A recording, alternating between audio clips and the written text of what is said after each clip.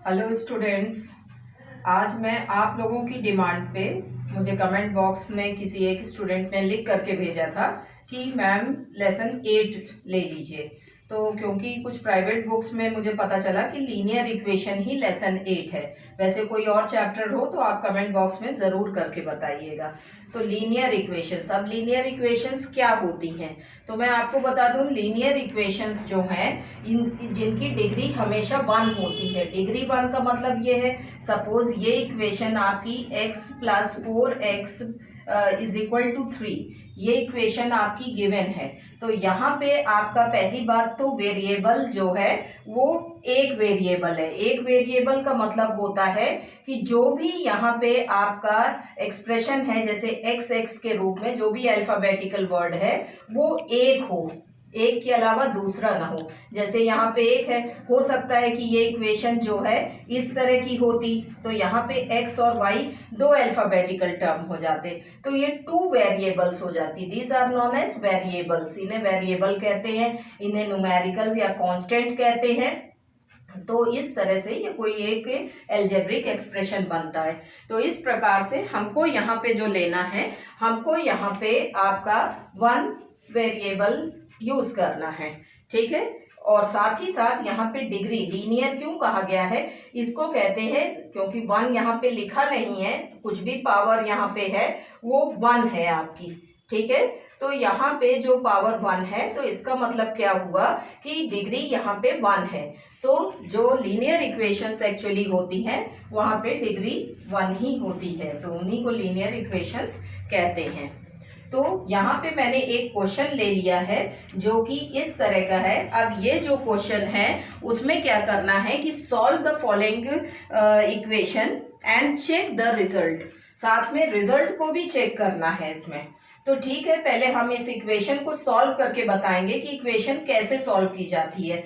चलिए, जैसा भी दिख रहा है वो आप जो हैं ये 2z है, यहाँ पे वेरिएबल z है, ठीक है। अब नाउ पहले ये ब्रैकेट आपको दिख रहा होगा, ये ब्रैकेट के बाहर 4 है, तो that means you have to multiply, जो भी ब्रैकेट के अंदर टर्म्स हैं उनको मल्टीप्लाई करना होगा। तो 4 2 = 8, तो डैट मीन्स 8 और z प्लस 4 3 = 12, केवल 12 है, इसके साथ कोई भी अलजेब्रिक एक्सप्रेशन नहीं है। नाउ इक्वल टू का साइन है तो इक्वल टू का साइन लगाइए। नाउ अगेन 3 इज मल्टीप्लाइड, जो भी आपके ब्रैकेट के अंदर टर्म्स हैं उनके साथ मल्टीप्लाई होगा। 3 × z, तो that means it is 3z, ये 3z हो जाएगा, माइनस 3 × 1, तो डैट इज 3, एंड उसके बाहर 5 है तो ये 5 को आप ऐसे ही लिखेंगे, ठीक है। उसके बाद जितने लाइक टर्म्स हैं, लाइक टर्म्स मीन्स 8z और 3z दोनों के साथ z है, इसलिए दोनों लाइक टर्म्स हुए।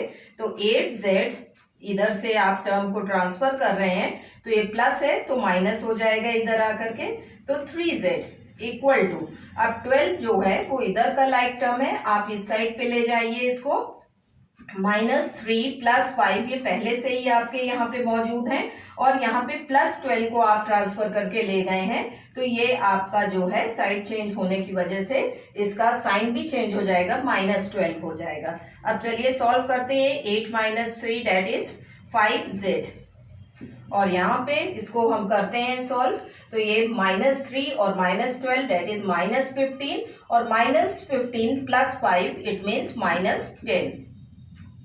That means z is equal to -10/5 which is equal to -2। इसको सॉल्व करेंगे आप तो ये z is equal to -2 हो गया, जो कि इसका आंसर है। आप इसको अच्छी तरह से लिख लीजिए, ये आपका आंसर है।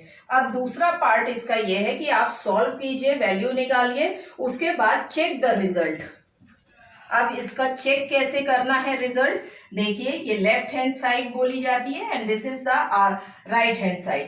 अगर आप लेफ्ट हैंड साइड को राइट हैंड साइड के इक्वल प्रूफ कर देते हैं इस वैल्यू को रख करके, तो इसका मतलब कि ये जो आंसर है आपका करेक्ट है। तो देखते हैं यहाँ पे, पहले हम लोग जो है लेफ्ट हैंड साइड को ले लेते हैं। Left hand side means 4 2z + 3, तो ये जो है इसका मतलब 2z की जगह हमने -2 रख दिया, बाकी वैल्यूज आप उसी तरह लिखिए। 4 दैट मीन्स -4 + 3, ये जो है आपका कैसे हो जाएगा 4 × -4 + 3 that means -1 which is equal to -4। तो यहाँ पे जो आपका लेफ्ट हैंड साइड है वो -4 आ रहा है। Now take the right hand side. अब राइट हैंड साइड को हम लेंगे। Right hand side is this side that means 3z - 1 + 5, ठीक है, ये चीज है। अब यहाँ पे भी आप वैल्यूज रखिए। z की वैल्यू को -2 अगेन आपको रखना है, -1, बाकी टर्म्स वैसे ही लिखे रहने देंगे। अब आप देखेंगे, इसको सॉल्व कीजिए। -2 -1 आप इसको हटा सकते हैं, मल्टीप्लाइड बाय -3 लिख सकते हैं, एंड +5 पहले आप मल्टीप्लाई करिए। 3 × -3 दैट इज -9 एंड +5, तो which is equal to -9 and +5 that means equal to 4, and क्योंकि बड़ा टर्म माइनस है इसलिए आपका ये माइनस हो जाता है। तो दैट मीन्स आपने देखा कि लेफ्ट हैंड साइड का आंसर भी -4 था और राइट हैंड साइड भी -4 है। तो देयरफॉर जो है the left hand side is equal to right hand side. इसका मतलब कि हमारा जो है आंसर करेक्ट है। ये बात यहाँ से चेक हो गई। तो ये क्वेश्चन को कुछ इस तरह से सॉल्व करना है। अब देखिए, ये मैंने सेकंड क्वेश्चन लिया है क्योंकि इसमें थोड़े से टिपिकल क्वेश्चंस भी आएंगे, थोड़े फ्रैक्शन के आ सकते हैं, थोड़ा डेसिमल्स के आ सकते हैं। चलिए इसको भी हम सॉल्व करते हैं। यहाँ पे देख रहे हैं कि m-1/2, तो डैट मीन्स ये जो है आप एलसीएम ले लीजिए। यहाँ पे 2 इज द एलसीएम क्योंकि इसके नीचे 1 है, ठीक है। अगर कुछ नहीं है तो इसका मतलब it is understood that it is 1। 2 × m तो दैट मीन्स 2m - m-1, ठीक है। उसी तरह से इधर भी सॉल्व करेंगे। अब 1 माइनस ये टर्म है तो इसका मतलब कि 3 एलसीएम ले लिया क्योंकि इसके नीचे भी 1 है, तो ये आपको अंडरस्टूड होता है। 3 है, 3 1 सा 3 हो गया, -m-2, इस तरह से। नाउ इसके आगे चलते हैं। 2m ब्रैकेट खोल लीजिए, माइनस बाहर है तो अंदर के सभी टर्म्स के साइन चेंज हो जाएंगे, -m + 1/2। जब भी इनको सॉल्व कीजिए आप पेशेंस रखिए और बहुत ध्यान से सॉल्व कीजिए। बिल्कुल भी अगर आपका माइंड डाइवर्ट हो गया तो प्लस की जगह माइनस, माइनस की जगह प्लस हो जाएगा और ये आपके साइन में कहीं ना कहीं गलती हो जाएगी। अब माइनस है ब्रैकेट के बाहर, that means all the terms inside वो भी आपके चेंज हो जाएंगे, ठीक है।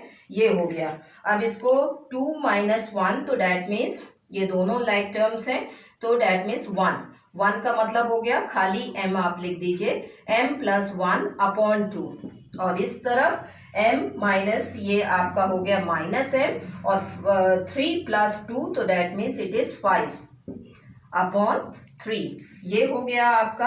अभी भी ये m की वैल्यू नहीं आई है, मेक द क्रॉस मल्टीप्लीकेशन, इसको आप क्रॉस कीजिए। ये 3 जो है m + 1 and is equal to 2 जो है -m + 5, इधर मल्टीप्लाई हो गया। इनको भी सॉल्व कीजिए। 3m + 3 ब्रैकेट के अंदर मल्टीप्लाई होगा, इसी तरह ये टर्म भी ब्रैकेट के अंदर मल्टीप्लाई हो जाएगा, +10। अब आप लाइक टर्म्स को एक साइड कर लीजिए, -2m ट्रांसफर करेंगे तो इट विल बिकम +2m। 3 को उधर ट्रांसफर कीजिए, it will become -3। Now it will become 5m and it will become 7। So m is equal to 7/5 is your answer. This is your answer. अब ये answer सही है कि नहीं ये बात हमें कैसे पता चलेगी? तो अगेन इसको चेक करने के लिए चेक करना है हमें कि आंसर सही। तो आप लेफ्ट हैंड साइड पहले ले लीजिए। लेफ्ट हैंड साइड का मतलब है आप इस साइड को ले लीजिए, m माइनस देखिए हमारा इसका आंसर जो है वो m इज इक्वल टू 7/5 इस इक्वेशन का आ गया। अब ये आंसर हमारा सही है कि गलत है, इसको देखने के लिए, इसको चेक करने के लिए मैंने जैसे बताया था आपको कि लेफ्ट हैंड साइड और राइट हैंड साइड दोनों को इक्वल प्रूव करना है।